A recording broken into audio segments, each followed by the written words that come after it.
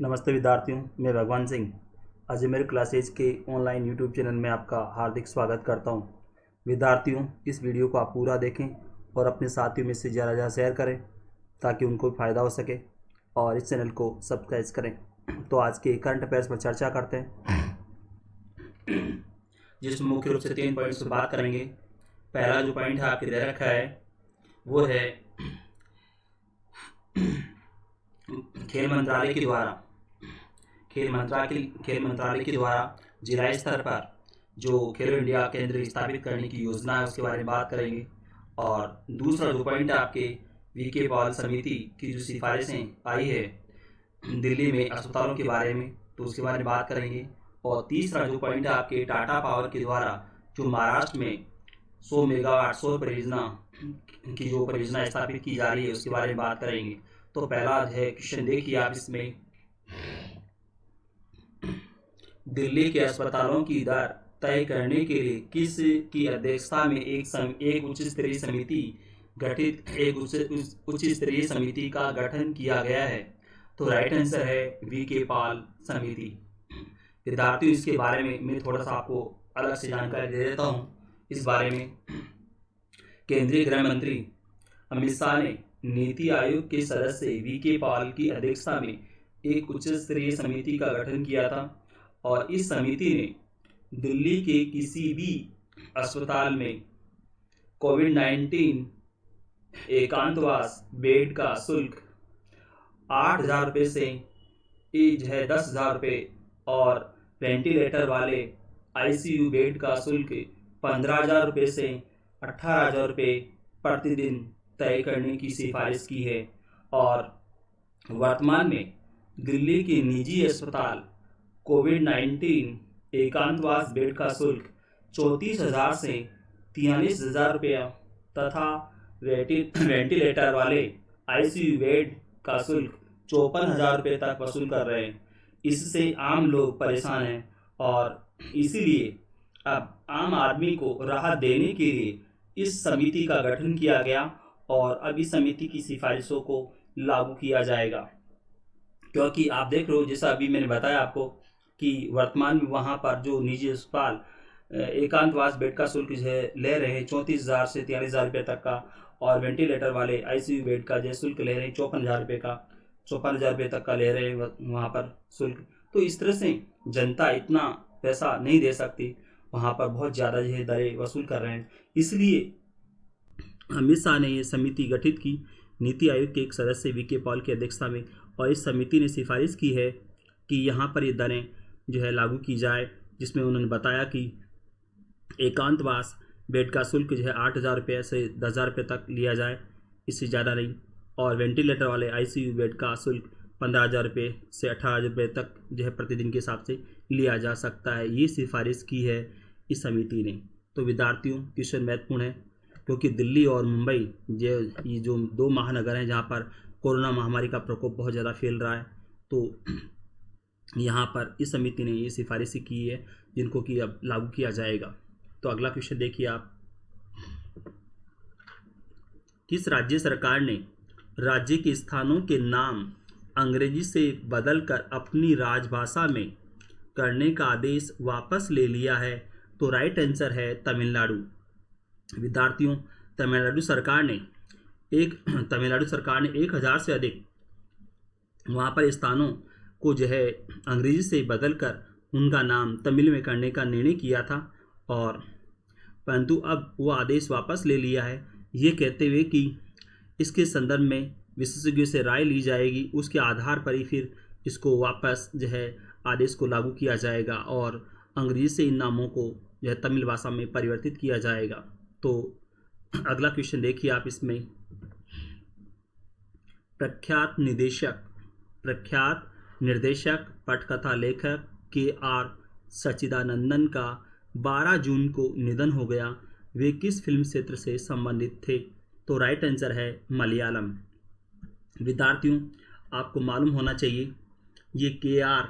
सच्चिदानंदन आपराधिक मामलों के वकील रहे हैं और 2007 में फिल्म जो है चॉकलेट के लिए सेतुनाथ के साथ इन्होंने पटकथा लेखन का कार्य किया था और इस तरह से ये फिल्म जो है जगत में इन्होंने प्रवेश किया इस फिल्म की पटकथा लिखने के माध्यम से। और उनकी जो है अंतिम फिल्म जिसका नाम मैं आपको बता देता हूँ, उसका नाम है अयप्पानुम केसीएम। अयप्पानुम केसीएम ये है इनकी फिल्म, अंतिम फिल्म। और ये फिल्म जो है कोविड-19 के प्रकोप के शुरू होने से जस्ट पहले जो है ये फिल्म रिलीज हुई थी। तो अगला क्वेश्चन देखिए आप,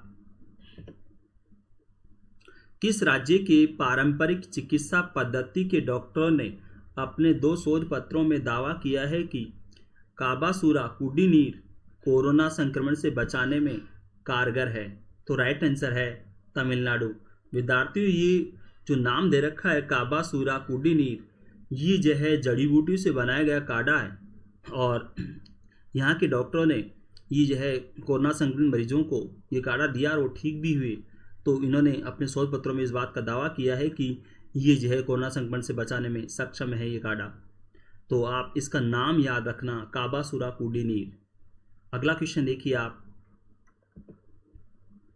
किस राज्य सरकार ने मद्रास हाईकोर्ट के द्वारा बासमती चावल का भौगोलिक संकेतक न दिए जाने के फैसले को सुप्रीम कोर्ट में चुनौती दी है? तो राइट आंसर है मध्य प्रदेश सरकार। विद्यार्थियों, मध्य प्रदेश सरकार ने कहा है कि मध्य प्रदेश के किसान परंपरागत तरीके से बासमती चावल की खेती करते हैं और मध्य प्रदेश को बासमती चावल का भौगोलिक संकेतक मिल जाने से यहाँ के किसानों को बासमती चावल का उचित जो है दाम मिल सकेगा। इसीलिए उन्होंने अब मद्रास हाईकोर्ट के फैसले के विरुद्ध जो सुप्रीम कोर्ट में यह जो है अपील की है। तो अगला क्वेश्चन देखिए आप, इसमें किस वित्त मंत्रालय ने भारतीय जीवन बीमा निगम के प्रस्तावित आरंभिक सार्वजनिक निर्गम की प्रक्रिया में परामर्श देने के लिए किस तारीख तक आवेदन मांगे हैं? तो राइट आंसर है 13 जुलाई तक। विद्यार्थियों, वित्त मंत्रालय ने भारतीय जीवन बीमा निगम के विनिवेश की प्रक्रिया को आगे बढ़ाते हुए परामर्श कंपनियों, निवेश बैंकरों और वित्तीय संस्थानों से 13 जुलाई तक आवेदन करने के लिए कहा है। विद्यार्थियों, आपको मालूम है भारत सरकार भारतीय जीवन बीमा निगम में विनिवेश करने जा रही है, तो उस प्रक्रिया को आगे बढ़ाने के लिए ही इन्होंने ये जो है सुझाव मांगे हैं इनसे, वित्तीय संस्थानों से, बैंक और निवेश बैंकरों से, परामर्श कंपनियों से सुझाव मांगे इस बारे में और डेट जो है तय की है 13 जुलाई। तो आप अगला क्वेश्चन देखिए, इसमें Tata power renewable energy limited को महाराष्ट्र में कितने मेगावाट की सौर परियोजना विकसित करने का ठेका मिला है? तो राइट आंसर है 100 मेगावाट। विद्यार्थियों, इसके बारे में थोड़ा सा मैं आपको अलग से जानकारी और दे देता हूं, क्योंकि यहाँ महाराष्ट्र राज्य बिजली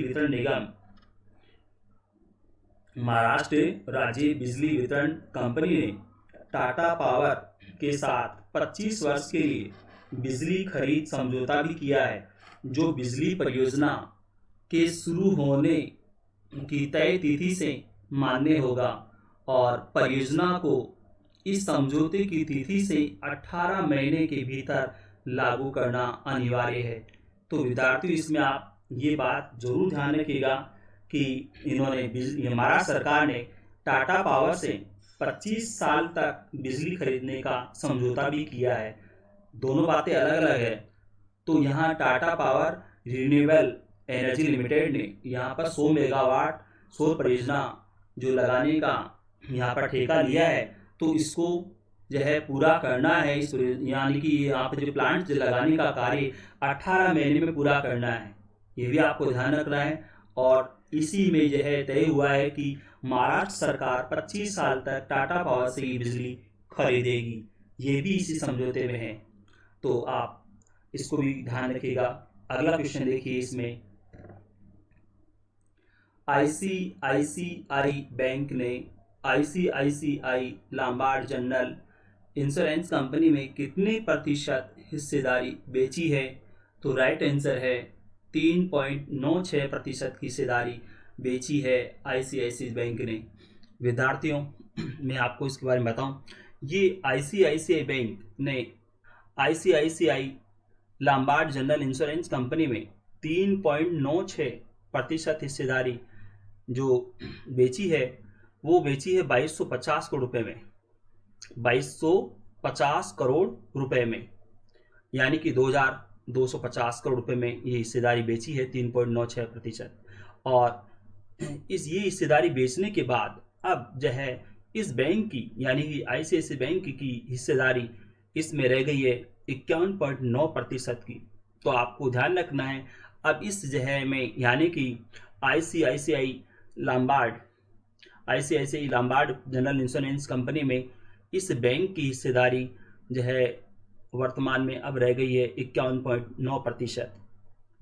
तो आप इसको भी ध्यान रखना है कितने परसेंट हिस्सेदारी अब रही है उसकी, और कितने में जो है ये 3.96% की हिस्सेदारी बेची है, कितने करोड़ रुपए में, ये भी आपको याद रखना है। तो अगला क्वेश्चन देखिए आप इसमें, यूरो चैंपियनशिप में 4 और खेलों को शामिल किए जाने के बाद यूरो चैंपियनशिप में कुल खेलों की संख्या कितनी हो गई है? तो राइट आंसर है 9। विद्यार्थियों, आपको मालूम होना चाहिए यूरो चैंपियनशिप का आयोजन 2022 में जर्मनी के शहर म्यूनिख में होना है। जर्मनी का शहर है म्यूनिख, वहाँ पर जो है ये आयोजन होगा इस यूरो चैंपियनशिप का। और इस चैंपियनशिप में कुल जो है 9 खेल होंगे, क्योंकि 4 जो है अभी शामिल कर लिए हैं, पहले 5 थे तो 4 और शामिल कर लिए, तो टोटल जो खेल हो गए हैं वो 9। और ये जो 4 जो खेल शामिल किए गए हैं, इन 4 खेलों के नाम भी आपको याद रखना। मैं बता देता हूँ नाम। एक खेल जिसको शामिल किया है वो है बीच वॉलीबॉल, दूसरा है कैनोई स्प्रिंट, और तीसरा है स्पोर्ट्स क्लाइंबिंग, और चौथा है टेबल टेनिस। ये 4 जो है गेम और शामिल किए हैं। तो इसमें आप अतिरिक्त जानकारी के तौर पर ध्यान रखना, यूरो चैंपियनशिप 2022 में होनी है, और जिस शहर में इसका आयोजन है वो जर्मनी का शहर म्यूनिख। और 4 जो ये गेम के नाम जो मैंने बताए हैं वो भी आपको याद रखने हैं। तो अगला क्वेश्चन देखिए आप इसमें, खेल मंत्रालय देश भर में खिलाड़ियों की मदद के लिए जिला स्तर पर कितने खेलो इंडिया केंद्र स्थापित करेगा? तो राइट आंसर है 1000। विद्यार्थियों, ये भारत सरकार के खेल मंत्रालय के द्वारा जो जिला स्तर पर 1000 खेलो इंडिया केंद्र स्थापित जो किए जाएंगे, तो इन केंद्रों का संचालन जो है या तो जो है पूर्व चैंपियन खिलाड़ी वो करेंगे, या कोई कोच जो है इनका संचालन करेगा। ये जो जिला स्तर पर 1000 खेलो इंडिया केंद्र स्थापित किए जाएंगे, तो इनका संचालन पूर्व चैंपियन या कोई कोच इनका संचालन करेंगे। एक और बात आपको मैं बताऊं इसमें कि पूर्व चैंपियनों की पहचान करने के लिए एक व्यवस्था तैयार की गई है, ताकि ये चैंपियन या तो खुद की अकादमी खोलकर उसे जो है संचालित करें, या फिर खेलो इंडिया केंद्र में कोच के रूप में काम करें। ये भी जो है सरकार ने इस तरह की व्यवस्था तय की है। और खेलो इंडिया केंद्रों में 14 खेलों का प्रशिक्षण दिया जाएगा, ये भी आपको ध्यान रखना है। तो विद्यार्थियों, इसमें जो अतिरिक्त जो है आपके क्वेश्चन बनते हैं, वो एक तो ये कि इन केंद्रों का संचालन कौन करेंगे, तो आपको ध्यान रखना है पूर्व चैंपियन या कोई कोच। एक आपको इसमें और ध्यान रखना है कि कितने खेलों का प्रशिक्षण इनमें दिया जाएगा, तो 14। तो विद्यार्थियों, इसमें आप अगला क्वेश्चन देखिए, किस देश की सरकार ने 2011 के क्रिकेट विश्व कप में फिक्सिंग के आरोपों की जांच शुरू की है? तो राइट आंसर है श्रीलंका। विद्यार्थियों, आपको मालूम होगा 2011 का क्रिकेट विश्व कप जो हुआ था, जिसमें कि भारत ने फाइनल में श्रीलंका को हराया था। भारत ने फाइनल में श्रीलंका को हराकर विश्व कप जीता था। तो वहां पर ये जो है आरोप लगा है, वहां की क्रिकेट टीम पर आरोप लगाया गया है कि इन्होंने मैच फिक्स किया था और इसलिए जानबूझकर मैच श्रीलंका ने हारा। तो अब इन फिक्सिंग के आरोपों की जांच वहाँ की सरकार ने शुरू कर दी है। तो विद्यार्थियों, ये वीडियो आपको कैसा लगा, इसे लाइक करें और इस चैनल को सब्सक्राइब करें। धन्यवाद।